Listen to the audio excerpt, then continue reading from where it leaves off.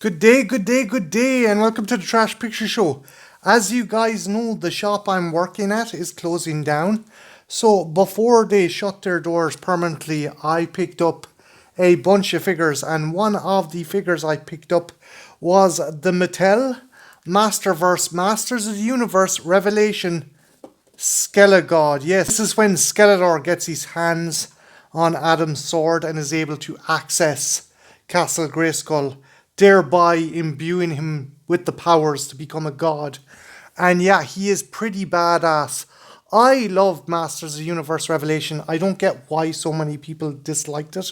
I thought it was awesome. I thought the story was cool. And I thought the voice cast was fantastic. In no small part to who was voicing Skeletor. Mark Hamill himself, the Joker himself, voiced Skelegod. The original voice actor was the same voice actor for Cringer. That was Alan Oppenheimer, not Robert Oppenheimer. But how fucking cool would it be if the father of the atomic bomb was actually the voice of Skeletor? Anyway, I'm getting off topic. But yeah, this is basically Skeletor in god form, and he wreaks havoc on Eternia as a result. And he gets a bit too big for his boots, and as a result, Evelyn kind of honey traps him.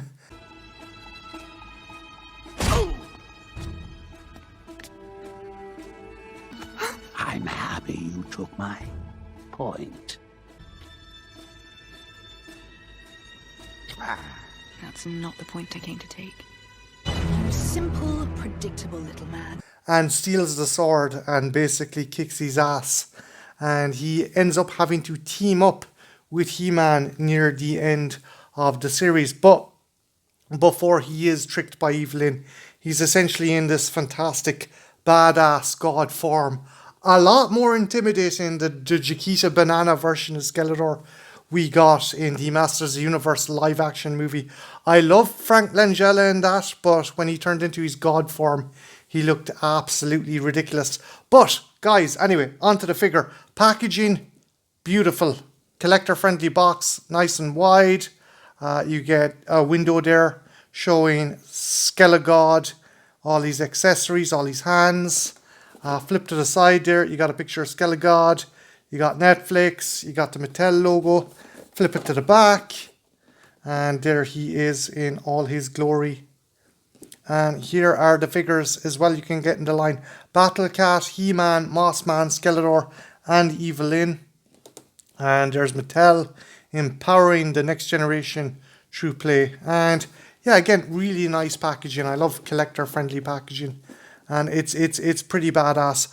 I'm going to pause the video here, and when we come back, we shall have a closer look at Skelegod.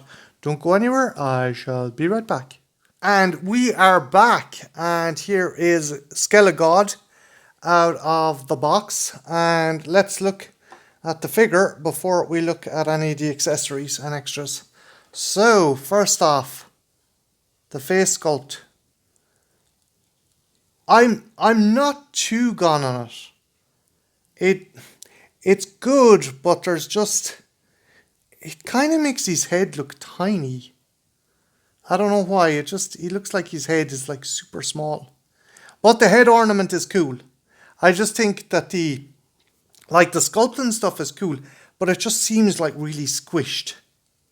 I don't know. Maybe that's just me. It's, as I said before, it's certainly better than that fucking monstrosity that poor Frank Langella had to wear on his head at the end of the live-action Masters movie. Articulation-wise, the arm articulation is very limited. Not going to lie, guys, very limited because of these kind of big pauldrons, these kind of shoulder arm guards here. Like, this arm is actually very loose. It's not too bad. It's very loose. This one is stiff as fudge, so it might be a case of just having to break out the stiffness. Articulation, it's not the worst, but just the pauldrons here, the kind of the shoulder guards here really stop him from kind of his full range of movement. The hands, they can go up. So you can get a nice few dynamic poses out of him with that. That's pretty cool. Articulation in the legs. Is there a butterfly joint? There is, but his muscles are just so big. Torso, very limited torso crunch. You can go back and forward, but you can't move it side to side. So that's going to limit posability in some regards. Can't do the Van Dammes, but yeah. Good swivel in the knee joint as well. And feet can go down like that, so it's not too bad. So posing him, you wanted to make him look like he was running, you could do that. Again, it's a nice figure. I don't know, maybe it was like this in the animated series. I didn't realize his head was this small, or his body was that bulky. It made it look that small. But the color scheme is gorgeous. The green accents going through the kind of dark blue and purple, and the kind of tunic here he has. And going to the back as well, he's cape. There's these kind of rhinestone kind of diamonds on the cape. And that looks badass. He does look badass. I just, on closer inspection, I just think the head looks maybe a tiny bit too small. I don't know, guys. Is that just me, or does his head look very small? The sculpt on it, though, is nice. It's pretty cool. Accessories wise, he does come with a number of accessories. One being this, and I think it's supposed to be like an energy blast. He shoots an energy blast, or he kind of makes energy blasts, if I'm not mistaken. And it was kind of vicious. He turned poor Fisto and Clamchamp into monsters, and Tila had to kill him, if I'm not mistaken. And when their souls were going to like the Eternian version of heaven, he just snuffed them out. So yeah, fucking God Skelegod wasn't playing around. There is articulation in the head. That's pretty solid. But yeah, that kind of energy blast looks cool. It's a cool effect. And you can take it off. It's kind of a rubbery plastic, so it doesn't cause too much trouble. Also comes with 2 gripping hands. The obvious reason for the gripping hands would be to have him hold the power sword. So I'm just going to switch out the hand. Oh, and his gauntlets can come off as well. So I'm going to switch out the hand for a hand that can hold the power sword. One thing that is a bit of a con with this figure is the gauntlet. The way the gauntlet is positioned, it makes it a bit hard to try and get the peg into the actual hand. There's a bit of struggling with it, not gonna lie, guys. See, I don't want to snap it either. There we go. There we go. So let's put the power sword in his hand. Yeah, that's pretty cool. Although his hands look fucking huge as well, holding the power sword. They look massive. But he is Skelegod after all, so he looks badass. He looks badass. Despite some articulation issues and despite the kind of issues with the gauntlet, which I resolved, I think he looks badass. I think maybe I'm hyper focusing on the size of the head a bit too much, because again, when you look at He-Man, he's like shredded as fuck, like, you know. He's hench as fuck. His muscles and his body is massive, and his head isn't. His head is like a grape on top of a fucking sirloin steak. But yeah, again, it's a cool looking figure. I like it. If you get this guy, be careful, because there is a bit of tightness in the joints, in the shoulders and stuff. And yeah, just you need to do a bit of foostering with the hand to change it out. But it's still an awesome looking figure, And you know what? Maybe I am being a bit too picky with the head. Like the main issues I have is maybe the articulation and tightness. It's still a gorgeous looking figure. So yeah, guys, I'm going to pause the video here, and when I come back, I'm going to put Skelegod next to some other figures in the Masterverse range. Don't go anywhere. I shall be right back. And we are back, and there is Skelegod in my throne room.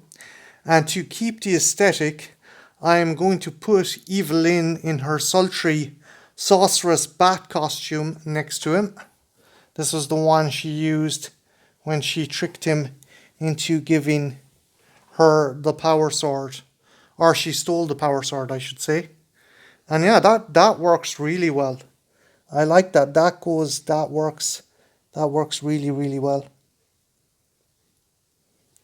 And the next figure I am going to put next to them is Tila, or as I like to call her, fuck this shit, I'm out Tila. This is Tila when she finds out everyone's been lying to her, and she decides she no longer wants to be in the presence of her father and everyone else who knew that Adam was He-Man. So she's kind of pissed.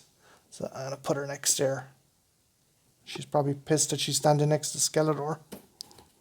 Hold on. Just put her there. Yeah, and again, that looks pretty cool. He scales up really well. Obviously, it's the same figure line. I think these work really well as a duet, so I'm going to be doing a couple of pictures with them. But yeah, this is a cool figure. My only kind of warnings or kind of citations about the figure are that the articulation is a bit finicky in the arms, and yeah, just trying to change the hands is a wee bit of a struggle because the gauntlets are so chunky. But that said, it's still a nice figure. The head isn't a deal breaker. Again, it's He-Man. You have these guys with ungodly proportions who are probably doing steroids like there's nobody's fucking business. But yeah, guys, I like this figure. It would be my most favorite figure in the line. My most favorite figure in the line is probably Bat Evelyn or the She-Ra, both of which I got off my gorgeous girlfriend Jen. And yeah, I love these figures. I love that Tila as well. Again, Jen got me that. Jen gets me all my cool figures. But yeah, it's still a pretty cool, solid figure. I like him. I will definitely display him with the other ones. But as far as doing stuff like stop motion and things, I think he might be limited due to his joints and stuff. I have a feeling. Now, maybe I'm wrong. I might just be able to break the stiffness out of the joints. But just be warned, guys, when you get this guy, he is going to be a bit tricky to kind of pose and stuff. But yeah, guys, what did you think of this figure? Do you think he's cool? Do you think you prefer to get the normal Masterverse Skelegod? Let me know. And also, are you looking forward to Masters of the Universe Revolution? It looks good. I saw the clip where Adam and his father are fighting Skelegod. That looks pretty cool, and I think Tony Todd's coming back. A majority of the voice cast is returning, bar Sarah Michelle Gellar. She's not going to be voicing Tila. If I'm not mistaken, it's Melissa Benoist, who you might know better as Supergirl, who's going to be voicing Tila in this season. But yeah, guys, let me know what you think of this figure in the comments below. And yeah, have a good one. Take care. Bye now.